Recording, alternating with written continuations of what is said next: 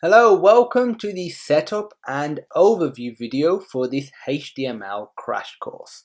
So what is HTML? Let's cover that first. So HTML is the language of the web. Simply put, if you've been on a website, it will have used HTML as part of the website. There are several other languages that it might have used: CSS for styling, JavaScript for scripting, and back-end code as well, something like PHP for example. But HTML and CSS, they are the core fundamentals of the web. So if you're new to HTML, new to web development, you really want to start creating websites, whether that's dedicated websites for the web or something like a hybrid mobile application, this will serve you very well. With all of these videos, there will be source code, and the source code is available on our GitHub page. If you check in the description, you can get access to that free good stuff. So HTML, what does it stand for, you might be wondering? It stands for Hypertext Markup Language. Like I said, it is the language of the web. A few prerequisites before doing this, series really, and doing this video. You don't really need much knowledge beyond just basic computing knowledge. When I say computing, I don't mean computer science really. I should have just said just general computer usage knowledge. So how to navigate your computer, how to create files. So really basic knowledge. You don't need anything beyond that. I'm doing this on a Mac, but the process is virtually the same on Windows, Mac, Chromebook, so Linux in general. Theoretically, you could do this series on a phone because you can save files on something like Android and then open it up in a web browser. But obviously, chances are you're going to be doing it on a computer. So the next thing that you want is some sort of text editor. You might be thinking, great, I've got TextEdit on Mac or Notepad or WordPad or something along those lines on Windows. Though those are note-taking applications, text editors, and they could and will work for web development or development in general. They don't have features like syntax highlighting, which highlights certain parts of your code based on the language that your application is set to, so it's just easier to program, and also indentation and just other features that are suited to programming. It's like Word is better for word processing than Notepad or WordPad. That's the same principle for web or just coding editors. I use Sublime and Brackets. Those are my favorite at the moment. Sublime because it's very lightweight. Brackets because it's very lightweight, but it provides a lot of features as well. I'm just going to be using Sublime for this video series just to keep it simple. Both of these are cross-platform, so you can just Google it and you'll be able to get a Mac link, a Windows link. So check them out. So yeah, let's open up Sublime, any text editor that you have, and let's just save the file. So let's just save it, go to desktop. I'm just going to save it in a folder called HTML. I'm going to call it index, and you do .html.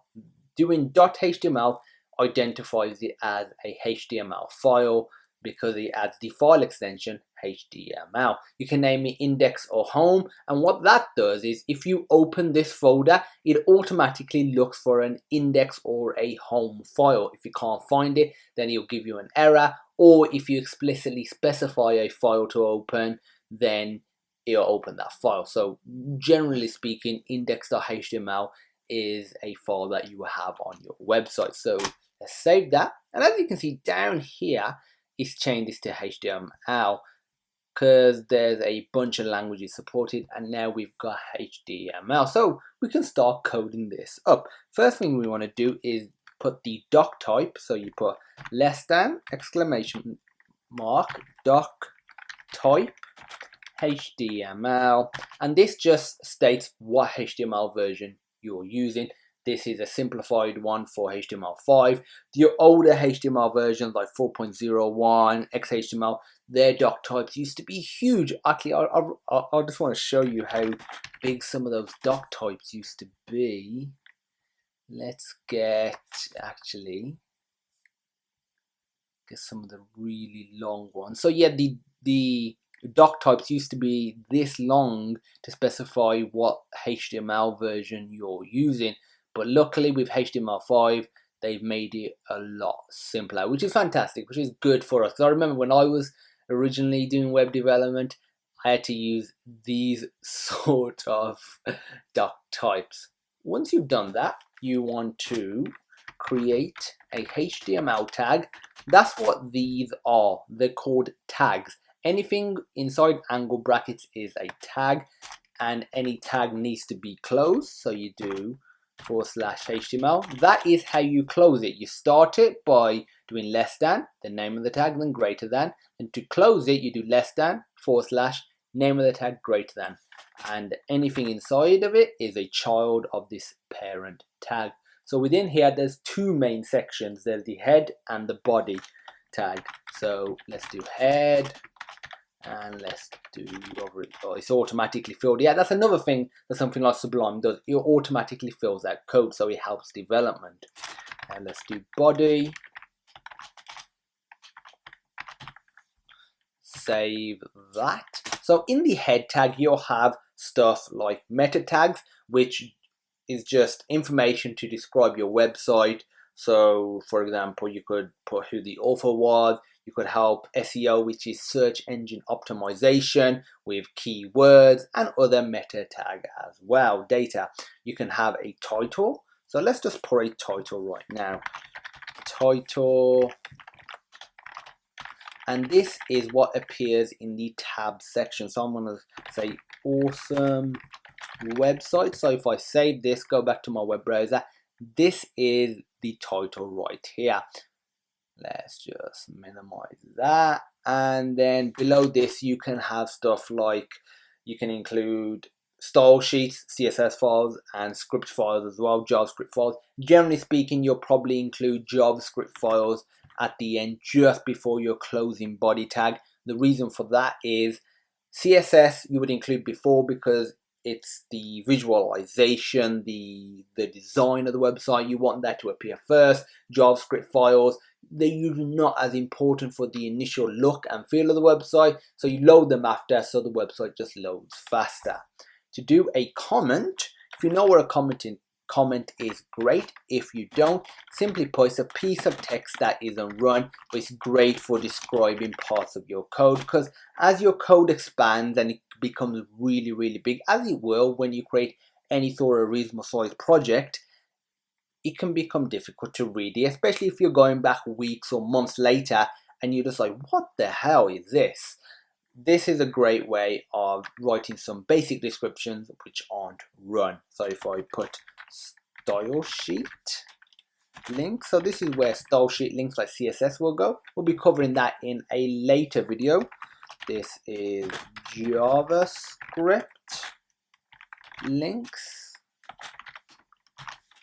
And in here, we can now just put some text so it displays. I'm going to put hello world. Save that. And now to run this file, all you have to do is go to your file, double click it, you're opening in your default web browser, and as you can see, it's now opened up. Here's a little trick. If you're using probably any modern web browser, if you right click anywhere, go to inspect, you can see all the front end code, which is stuff like HTML, CSS, JavaScript. And as you can see, we can see the comments, but they don't actually appear on our website. And we can see the hello world text as well. We see the awesome website title.